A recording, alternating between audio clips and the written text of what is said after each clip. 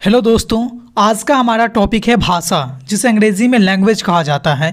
यानी कि आज के इस वीडियो के माध्यम से आप सभी लोग भाषा से जुड़े सभी जानकारी को प्राप्त करने वाले हैं। तो चलिए हम लोग इस वीडियो के माध्यम से आप किन किन चीज़ों को सीखेंगे, इस पर एक नज़र डालते हैं। तो सबसे पहले आप जानेंगे कि भाषा क्या होता है, इसके बाद आप भाषा का अर्थ एवं भाषा की परिभाषा क्या होती है इसको जानेंगे। साथ ही साथ भाषा की क्या प्रकृति है उसको जानेंगे, और आप भाषा के गुण, विशेषता एवं उसके लक्षण का भी अध्ययन करने वाले हैं इस वीडियो के माध्यम से। यानी कि इस वीडियो के माध्यम से आज आपको भाषा से जुड़े सारी जानकारी मिलने वाली है।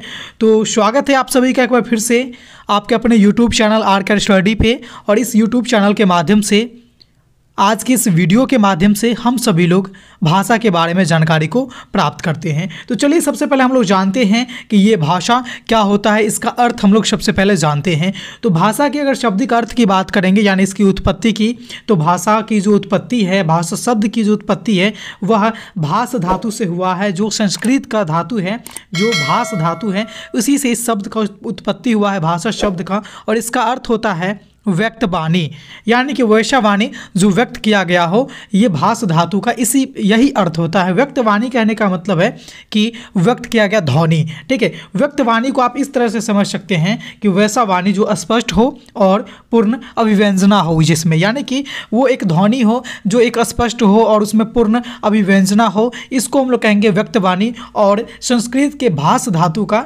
यही अर्थ होता है। यानी कि हम लोग इस प्रकार से कह सकते हैं कि भाषा जो है वह एक प्रकार का व्यक्त वाणी है। प्रत्येक जानवर हो, जैसे कि इंसान है, जानवर में कुत्ता हो गया, बिल्ली हो गया, हाथी है, घोड़ा है, गधा है, जो भी चीज़ें हैं, पशु पक्षी हैं, पक्षियों की भी अपनी भाषा होती है। तो सभी जो हैं, जितने भी सजीव हैं, जानवर हो या फिर पक्षी हो या फिर इंसान हो, अपने भावों को व्यक्त करने के लिए किसी न किसी प्रकार की भाषा का इस्तेमाल करते हैं।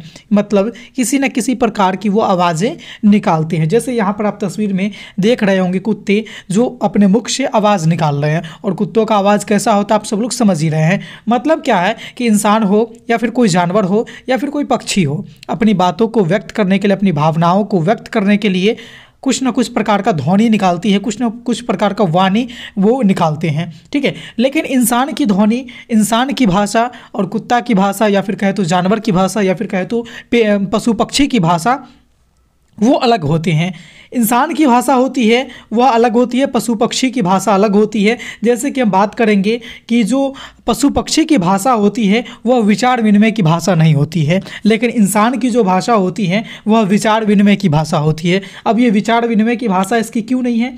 क्योंकि आप हमेशा देखिएगा, कुत्ता हो या फिर बिल्ली हो या फिर गाय हो या फिर भैंस हो, एक ही तरह की आवाज़ निकालते हैं। सुख हो फिर भी एक ही तरह का आवाज़ है, दुख है फिर भी एक ही तरह का आवाज़ है। यानी कि ये लोग की आवाज़ में वो विविधता नहीं पाई जाती है, भाषाओं में वो विविधता नहीं पाई जाती है जो विविधता हम लोगों की भाषाओं में है। जैसे हमें अपनी बातों को व्यक्त करने के लिए अलग अलग तरह के शब्दों का इस्तेमाल करते हैं, जो ये जानवर नहीं करते हैं। इसीलिए कहा गया है कि जो जानवर की भाषा होती है वह विचार विनिमय की भाषा नहीं होती है, लेकिन इंसान की भाषा विचार विनिमय की भाषा होती है। उम्मीद करते हैं कि यहाँ तक आप सबों को हर चीज़ समझ में आ गई है। आगे चलिए हम लोग जानते हैं कि भाषा हम लोग अब किसको कहेंगे, ये भाषा क्या होती है।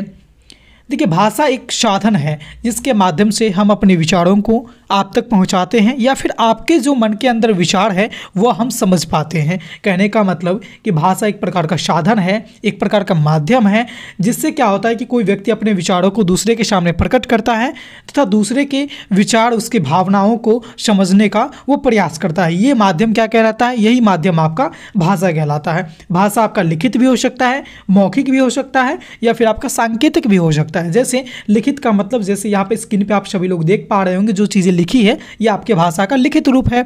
मौखिक का मतलब जैसे हम बोल रहे हैं, आप भी बोल रहे होते हैं कभी, तो वो आपका भाषा का मौखिक रूप होता है, जो अपने बोल करके व्यक्त करते हैं अपनी बातों को। एक होता है सांकेतिक भाषा, जिसमें आप संकेत के माध्यम से भाषाओं को व्यक्त करते हैं। जैसे आपने रोड साइड या फिर रोड पे कभी भी यात्रा किए हैं, तो आप परिवहन के कुछ यहाँ पर बोर्ड लगे होते हैं जो आप यहाँ पर देख पा रहे होंगे तस्वीर में। तो इसका मतलब क्या होता है कि आगे से रोड जो है वह बाईं मुड़ रही है। ये वाला साइन का मतलब क्या है कि आगे से रोड दाहिने की तरफ मुड़ रही है। अब यहाँ पर ना आपको किसी ने कुछ बोलकर बताया, ना किसी ने कोई आपको लिख करके यहाँ पर पढ़ने को दिया, लेकिन आप समझ गए कि रोड आगे से इधर मुड़ रही। क्यों? क्योंकि आपने इस संकेत को देखा इस संकेत के माध्यम से हम लोग ये समझ गए कि आगे से क्या होने वाली है। यानी एक व्यक्ति ड्राइवर को ये संकेत देना चाहता है कि आगे से रोड मुड़ने वाली है, तो वो ना यहाँ पर भाषा का मौखिक रूप का प्रयोग किया यानी शब्द का प्रयोग किया, ना वो लिखित रूप का प्रयोग किया, उसने यहाँ पर संकेत का प्रयोग किया। इसीलिए कहा जाता है कि भाषा लिखित, मौखिक और सांकेतिक तीनों रूप के होते हैं। ठीक है, चलिए अब हम लोग बात करेंगे भाषा की परिभाषा क्या। हमने देख लिया कि भाषा का अर्थ क्या है, भाषा किसको कहते हैं। अब हम लोग बात करते हैं भाषा को हम लोग किस तरह से परिभाषित कर सकते हैं। इसके लिए हमने 3-4 यहाँ पर प्रमुख परिभाषाओं को लिया है। चलिए एक एक करके देखते हैं। सबसे पहला परिभाषा मैंने लिया है विश्वकोश के अनुसार। ये कहते हैं कि भाषा ध्वनि, प्रतीकों अथवा संकेत की एक ऐसी माननीय व्यवस्था है जिसके द्वारा एक समूह के लोग आपस में विचार विनिमय करते हैं। ठीक है, वही दूसरे लोगों की बात करेंगे जो है हमारे यहाँ पर महर्षि पतंजलि। ये कहते हैं कि जो वाणी वर्णों से व्यक्त होती है उसे ही भाषा कहा जाता है।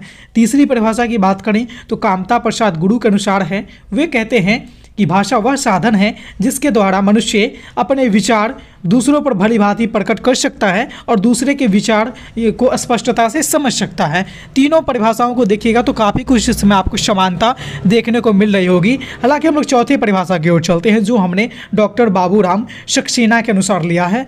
वे कहते हैं कि जिस ध्वनि चिन्हों द्वारा मनुष्य परस्पर विचार विनिमय करता है उसे समष्टि रूप से भाषा कहते हैं। यानी अब अगर आप बात करेंगे चारों परिभाषाओं की निचोड़ की सार की बात करेंगे तो सब में आपको यही देखने को मिलेगा कि भाषा एक प्रकार का वही साधन है जिससे सभी लोग अपने विचारों को व्यक्त करते हैं, यानी संप्रेषण करते हैं, बातचीत करते हैं।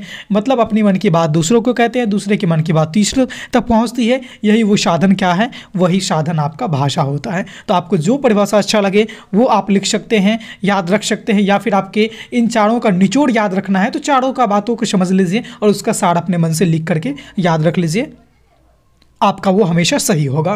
ठीक है, चलिए तो हमने यहां पर भाषा के परिभाषा को भी देख लिया। आगे हम लोग देखते हैं अब भाषा की प्रकृति, इसके गुण और इसके विशेषताएं कौन कौन सी हैं। जो भाषा है इसकी क्या खास प्रकृति है, क्या खास इसकी गुण है, क्या खास इसकी विशेषताएं हैं, इस पर चलिए हम लोग अब चर्चा करेंगे। सबसे पहला पॉइंट मैंने लेकर के आया है कि भाषा एक सामाजिक वस्तु है, यानी इस पर किसी का हक नहीं है और सब लोग इसको यूज कर सकते हैं, उपयोग कर सकते हैं, सीख सकते हैं, प्रयोग कर सकते हैं। यानी भाषा जो है वह एक सामाजिक वस्तु है। सबसे पहला पॉइंट आपका ये बनेगा। दूसरा है कि भाषा एक अर्जित वस्तु है जिसे अनुकरण के माध्यम से अर्जित किया जाता है। भाषा क्या है, यह एक अर्जित वस्तु है और जिसको अनुकरण के माध्यम से अर्जन किया जाता है। ठीक है, तो दूसरा पॉइंट भी आपने समझ लिया। भाषा मौखिक, लिखित और सांकेतिक तीनों रूप के होते हैं। जैसे मैंने आपको कुछ देर पहले वीडियो के बीच में, टॉपिक के बीच में समझाया था कि मौखिक का मतलब क्या और लिखित का मतलब क्या और सांकेतिक का मतलब क्या होता है। यानी भाषा मौखिक, लिखित और सांकेतिक तीनों रूप के होते हैं। भाषा मानव विचारों की वाहक और अभिव्यक्ति का माध्यम है। विचारों का वाहक यानी हमारे मन में क्या विचार है, वाहक का मतलब होता है एक जगह से दूसरे जगह वो पहुंचाने का काम कर रहा है। ठीक है, तो ये वो माध्यम है भाषा जो मानव के विचारों का वाहन करती है। मतलब वो एक तरह से दूसरी जगह पहुंचाती है, एक व्यक्ति से दूसरे व्यक्तियों तक पहुंचाने का काम करता है। यानी अभिव्यक्ति का भी वो वाहक का काम करता है। ठीक है, चलिए नेक्स्ट पॉइंट की ओर बात करेंगे कि भाषा सर्वव्यापक है। भाषा क्या है, तो भाषा आपका सर्वव्यापक है और साथ ही साथ भाषा गतिशील और परिवर्तनशील भी है। ऐसा नहीं है कि भाषा जो आपने एक बार बचपन में सीख लिया वही सब दिन रहेगा, नहीं, उसमें भी सुधार किया जा सकता है, उसमें भी परिवर्तन किया जा सकता है आवश्यकता अनुसार। और चाहे तो आप अलग अलग भाषा भी सीख सकते हैं जो भाषा अधिगम के गुण को दर्शाएगा। ठीक है, तो भाषा आपका गतिशील, परिवर्तनशील दोनों होता है। साथ ही साथ आप पाएंगे कि प्रत्येक भाषा का ढांचा स्वतंत्र होता है। यानी हिंदी की भाषा अलग है, आपका संस्कृत की भाषा अलग है, गणित की भाषा अलग है, उर्दू अलग है, और भी कई न जाने कितनी सारे भाषाएं हैं। लेकिन सभी प्रकार की जितनी सारे भाषा है ना, सभी का जो ढांचा है, स्ट्रक्चर है, वह स्वतंत्र होता है। ठीक है, तो यही थी आज की हमारी वीडियो का मेन टॉपिक, भाषा का अर्थ, परिभाषा, प्रकृति, गुण, विशेषता, और उसको हम सभी ने यहाँ पर अध्ययन किया। उम्मीद करते हैं कि यह छोटा सा वीडियो आपके लिए काफ़ी मददफुल रहेंगे और आपके लिए काफ़ी उपयोगी भी रहेंगे और आपने काफ़ी अच्छे से इसको समझ भी लिया होगा। अगर किसी प्रकार की समस्या रह गई है तो आप हमें कमेंट के माध्यम से सूचित जरूर करेंगे। यह वीडियो कैसी लगी आप ये भी हमें कमेंट के माध्यम से बताना बिल्कुल नहीं भूलेंगे। अगर आप हमारे चैनल पर पहली बार आए हैं, पहली बार इस वीडियो को सुन रहे हैं, देख रहे हैं, सीख रहे हैं, तो तो हमारे चैनल को सब्सक्राइब करके बेल वाला आइकन को भी प्रेस कर लीजिएगा, क्योंकि इस तरह के रोचक, महत्वपूर्ण और उपयोगी वीडियो मैं जब कभी भी अपलोड करूँ तो उसका नोटिफिकेशन आप तक सबसे पहले पहुँच जाए। तो इस वीडियो में बस इतना ही था, फिर मिलते हैं अगले वीडियो में नए टॉपिक के साथ। तब तक के लिए देखते रहिए हमारे चैनल आर के स्टडी को। धन्यवाद।